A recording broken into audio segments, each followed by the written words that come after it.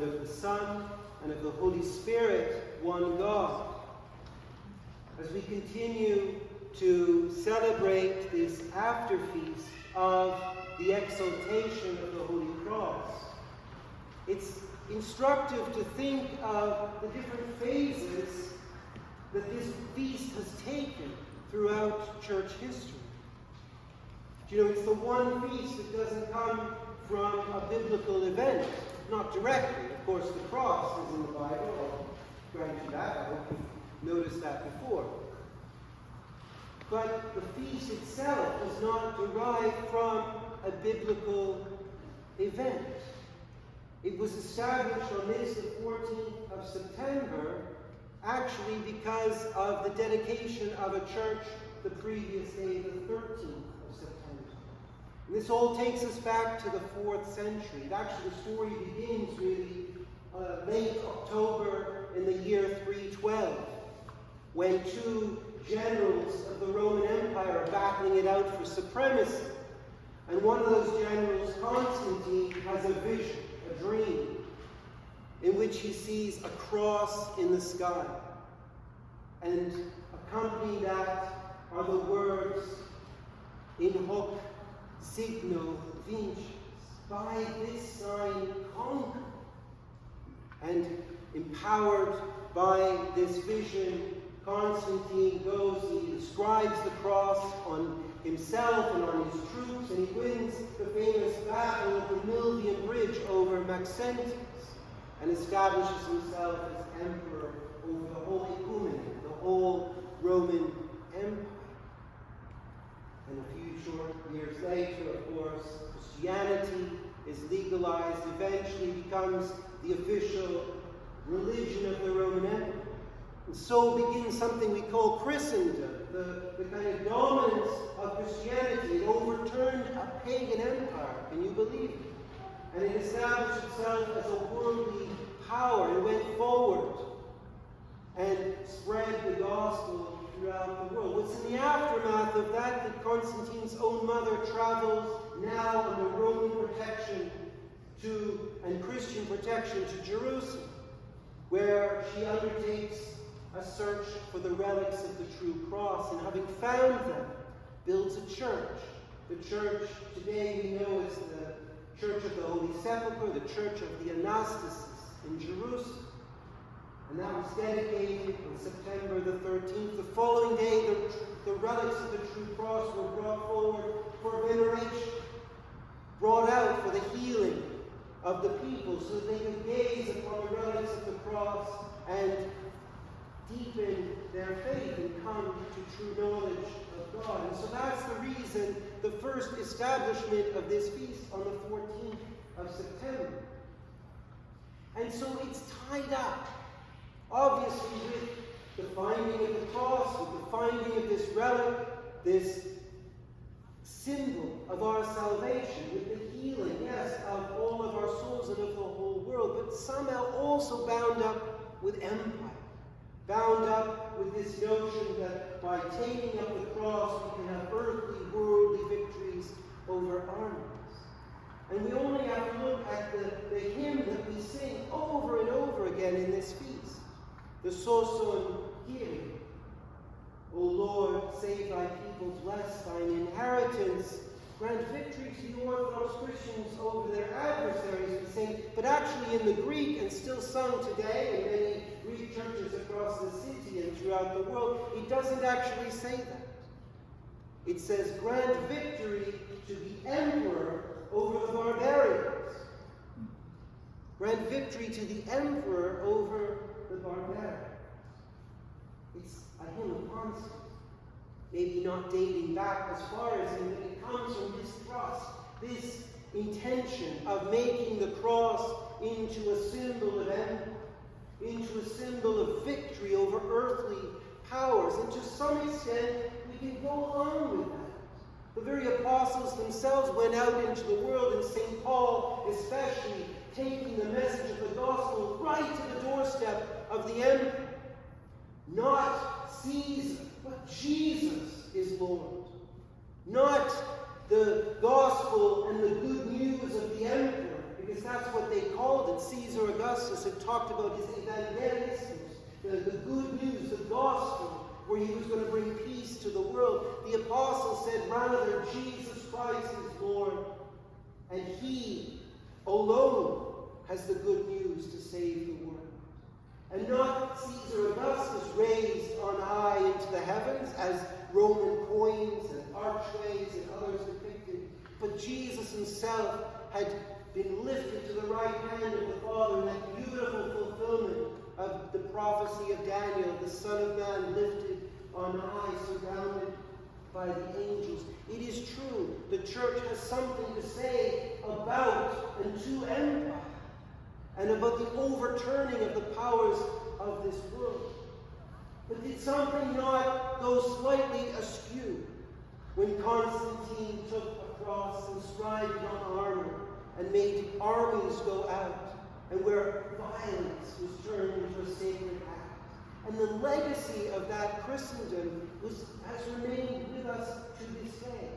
We can only think about the countless times people have thought God was on their side when they went out to wreak havoc and chaos and violence in the world, to win victory in military terms, or to subjugate peoples under their sway. Think, too, of the so-called missionary efforts that were backed by colonial powers that came here to this country, and about the effect that had on indigenous cultures and peoples. Christendom was not an entirely good thing. It was a mixed blessing. And so vestiges of that are in our feast today as we celebrate this feast. Remember that that is at the kind of beginnings of this. Well, the feast goes on. It's transformed over time. Because, in actual fact, despite Roman turning to Christianity and the inscribing of cross on armor in Constantine's wake, the Persians got their own back. And for some time, the Holy Land itself came under Persian sway again. And not only that, the very relic of the true cross that St. Helen had found was carried off by the Persian kings. And it was a later Roman emperor, Heraclius, Byzantine emperor, who won back a victory and brought that cross back and put it back into Jerusalem. And that's the sort of second wave of the feast, the restoration of the true cross to the Church of the Anastasis in Jerusalem, that restoration of the cross at the heart of the church. That's what many of the icons of this feast actually depict, as the cross is lifted on high. The feast was restored and returned. Again, a victory over empire. And yet that victory over the Persians didn't last long, and it wasn't the Persians, it was then the Arabs who came in. And since then, of course, from about the 7th century onwards, the Holy Land itself has not been under Christian control, except for a brief time in the Middle Ages when another bunch of cross-bearing warriors, the Crusaders, which literally means cross-bearing warrior, swept in and massacred people and brought back freedom, they called it, to the Holy Land. But it's in that period of domination by other powers that a lot of the church hymns for this feast were written. Think of St. Cosmas or St. John of Damascus, both of whom lived in Palestine at the time of Arab occupation. And so the hymns of the feast take on another character, not the domination of Christianity through empire and the cross, but now a plea to God to deliver us from our earthly enemies, from the warriors who have come over and who have subjugated us. Right? Ever wonder how often and why, how often we hear about the victory over the Amalekites in this feast? There's that channeling of Old Testament stories of the Israelites who came up against their own enemies. And Moses, who when he raised up his arms, the Israelites won the victory over the Amalekites. And when he put down his arms, the Amalekites held sway. So there's a whole other layer of hymnography in this feast to do with that, to do with the other and us, to do with the enemy and us, and asking God to give us a victory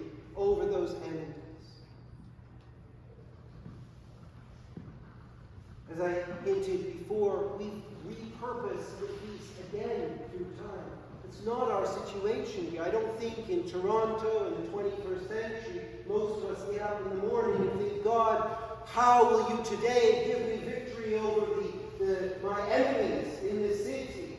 I mean, we have a few of them, and they might be the TTC or, the current government or whatever. But the point is, we're not praying those kinds of prayers. So to what end do we put this feast? Well, the very fact that I said earlier we've retranslated the main hymn of this feast, no longer asking God to give the emperor victory over barbarians, but rather Orthodox Christians victory over their adversaries. And we're actually invited by that to think of spiritual adversaries, demons, the temptations, the passions. So we've taken a feast and we've repurposed it, reshaped it again in our imagination. We read all the hymnography that way. It's a spiritual warfare, isn't it? It's not that we have to get up in the morning and don clothing inscribed with crosses and take up a shield and take up a sword and go out and fight. But that spiritually put on the whole armor of God and we fight those kinds of adversaries. And so you'll note that liturgy has this kind of flexible character. This character of being shaped to our own context, our own situation, our own needs. But I wonder if we can't take it even further and think even more deeply about the gospel message of the cross, about Christ who asks all those who would follow after him, to deny themselves, to sacrifice themselves, to give up everything, to take up the cross and to follow him, to be willing to give up our own lives for the sake of the kingdom. And so what is it that would really happen if the church took on a cruciform shape? What would it really be like if the church followed that message of self-sacrificing love? Because if we look at what Jesus does on the cross, in the face indeed of empire, in the face indeed of persecution by empire, Jesus, who sacrifices his own life to the Roman authorities who had been crucifying Jews by the thousands, and Jesus, in solidarity with them, gives up his own life and shows thereby not weakness, not emptiness of power, but a new kind of power, the power of love, of self-sacrificial love that transforms the world. And did we not get it wrong when we abandoned that project and we somehow wedded that to the power, the earthly power and military might of this world? Is there not an opportunity today, as we indeed don the whole armor of God and take up our spiritual warfare against truly the things that are evil in this world? Is there not a way in which the church can find a new way, the original and true and purposeful way of being church shaped by the cross? You know, so many Christians are lamenting that Christendom has gone away. Think of the many ways we think we no longer have the levers of power in our world, in our society. It's no longer a given, right, that Christians have rights or privileges to do certain things. But is that what matters? Is it the reclaiming or return to power that should interest us? Or indeed a truly cross-shaped way of being Christians? And is it not our opportunity, like in the 4th century, like in the 7th and 8th century, like in every generation, the church has reshaped this feast to its context, to its needs? Is there not an opportunity for us today to stand before this cross that we have set out for veneration and to remind ourselves of its true power, a power in giving up earthly power and instead trusting fully in the might and power and authority of the living God, who does indeed change darkness and death and destruction into light and life? That, I think, is the real challenge today. Not to lament or regret the passing of something called Christendom, but to find anew the vocation and mission of us as Christians in this world, bearing indeed the cross on our hearts, on our minds, in everything that we do, finding those dark and evil places and shining the light and life of the gospel. Amen.